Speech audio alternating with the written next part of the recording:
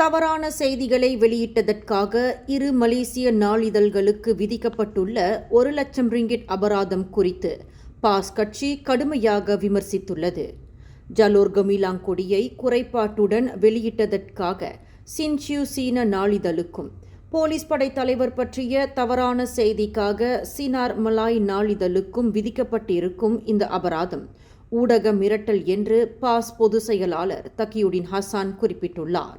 அதேவேளையில் மலேசிய தகவல் தொடர்பு மற்றும் பல்லூடக ஆணையம் விதித்துள்ள இந்த அபராதம் அரசியல் மற்றும் அரசாங்க எதிர்பார்ப்புகளுக்கு ஏற்ப ஊடகங்கள் தங்களை மாற்றிக்கொள்ள வேண்டிய நெருக்கடியை கொடுப்பதாகவும் அவர் தெரிவித்துள்ளார். அந்த 2 நாளிதழ்களும் ஏற்கனவே தங்களது தவறுகளை திருத்திக் கொண்டு மன்னிப்பு கேட்டிருக்கும் நிலையில் அதுவே போதுமானது என்றும் அவர் வலியுறுத்தியுள்ளார். மேலும் செய்திகளை தெரிந்து கொள்ள கீழே இருக்கும் பெல் பட்டனை அழுத்துங்கள். உங்கள் மகிழ்ச்சியை வெளிப்படுத்த லைக் மற்றும் ஷேர் செய்யுங்கள். தொடர்ந்து திசைகளோடு இணைந்திருக்க சப்ஸ்கிரைப் செய்யுங்கள்.